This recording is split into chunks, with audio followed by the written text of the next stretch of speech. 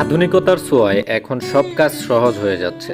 কৃষিতে বিভিন্ন প্রযুক্তির ব্যবহারের ফলে বহুগুণে বৃদ্ধি পাচ্ছে উৎপাদন। উন্নত বিশ্বের আধুনিক কৃষি খামারে হাঁস পালন এবং ধান চাষের শুরু থেকে শেষ পর্যন্ত শেয়ার করব আজকের এই ভিডিওতে। যে খামারটির অবস্থান থাইল্যান্ডে।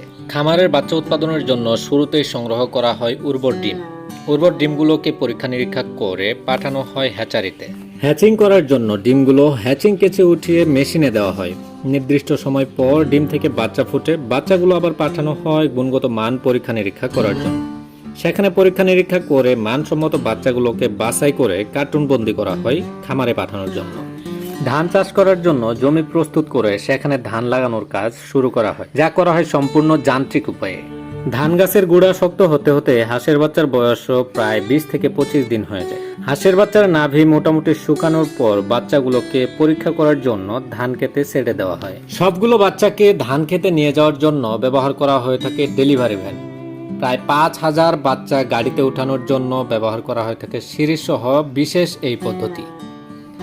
হাঁসগুলো গাড়িতে উঠিয়ে ধান খেতে খাওয়ানোর উদ্দেশ্যে রওনা করা হয়। দেখতে দেখতে ধানগুলো পেকে যায়। বিশাল ধান ক্ষেতের ধানগুলো কাটার জন্য ব্যবহার করা হয়ে থাকে হারভেস্টার মেশিন। ধান কেটে সঙ্গে সঙ্গে অটোমেটিক মাড়াই করা হয়ে যায় এবং ধানগুলো হারভেস্টার মেশিনের ড্রামের মধ্যেই সংরক্ষণ করা হয়, যা পরবর্তীতে ট্রাকে লোড করা হয়।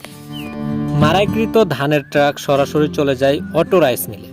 সেখানে ধানগুলো একটি নির্দিষ্ট তাপমাত্রায় সিদ্ধ করা হয়। সিদ্ধ ধান শুকিয়ে আবারও পাঠানো হয় চাল করার জন্য মেশিনে। চালগুলো প্যাকেটজাত করে বিভিন্ন ডিলারের কাছে পাঠানোর জন্য কার্গো কেনে ওঠানো হয়ে থাকে।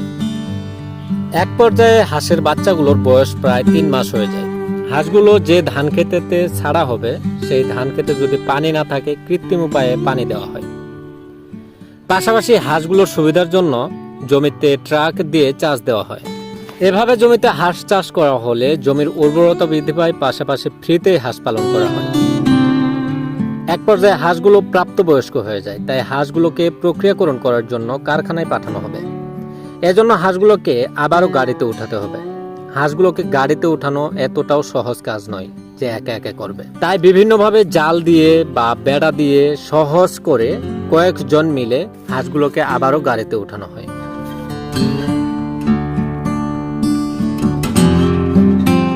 হাঁসের গাড়ি সরাসরি চলে যায় ফ্যাক্টরিতে। সেখানে হাঁসগুলো জবাই করে ড্রেসিং করানো হয়। ড্রেসিং করে পালক দূর করে আবারও সেগুলোকে কাটিং পয়েন্টে পাঠানো হয়। কাটিং টু ফিটিং করে হাঁসগুলোর মাংস ওজন করে প্যাকেটজাত করা হয়। সেই প্যাকেটগুলো আবার কার্টুন বন্দি করা হয়। পরবর্তীতে সেগুলো বিভিন্ন ডিলার বা রেস্টুরেন্টে পাঠানো হবে। এভাবেই তাদের কাজ ধারাবাহিকভাবে চলতেই থাকে।